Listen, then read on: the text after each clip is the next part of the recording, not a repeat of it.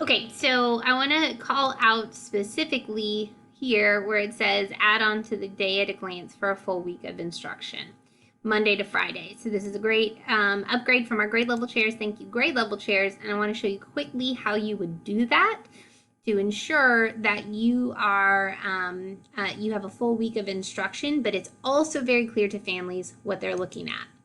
So here I have, this is not Wednesday, Monday, August 31st for Miss Simmons and Miss Gaines.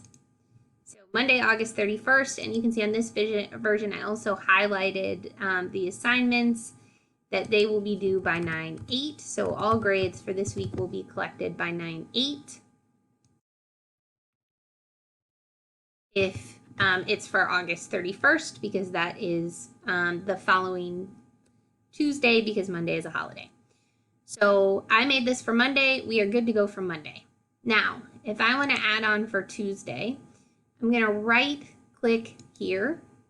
I'm going to put new slide.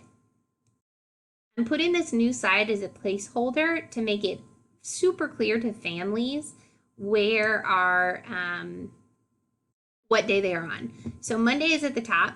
This one, I'm just going to put Tuesday. The families know if I miss Monday instruction, I go here. If I miss Tuesday, I go here. Now what I'm going to do is I'm going to copy and paste these two slides. Copy, and then I'm going to click Control V for paste. So this is now Tuesday, September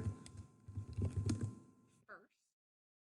Everything is still due on September 8th. I'm going to make sure I change the date because that's the most likely thing that I will edit and that I will forget to do. So I'm going to put September 1st. They're still due on 9/8. Again, on September 1st, which is now Tuesday, I would be responsible for updating the objectives for math that day, the recording for math, the assignments. I would also be responsible for updating the objectives, the materials, and the assignment, and the recordings for reading, writing, phonics, social emotional learning, specials. This will stay the same always, so this independent learning tab, and then I would just need to put a new picture here, or put a new link here for the video. So that is Tuesday. Now let's say it's Tuesday afternoon. I'm getting ready for the next day. Again, I will right click, put new slide. I'm going to label this one Wednesday. I'm going to copy and paste these, so I'll click both. I'm going to click one, press down the control button, click the second one, right click, copy. I'm going to scroll down here and I'm going to paste both of these. This is now September 2nd. I have not changed the due date because they're always due the following Monday. I've changed this to September 2nd. And then again, would be responsible for updating all of the subject material for reading, writing, math, and phonics, as well as social emotional learning specials.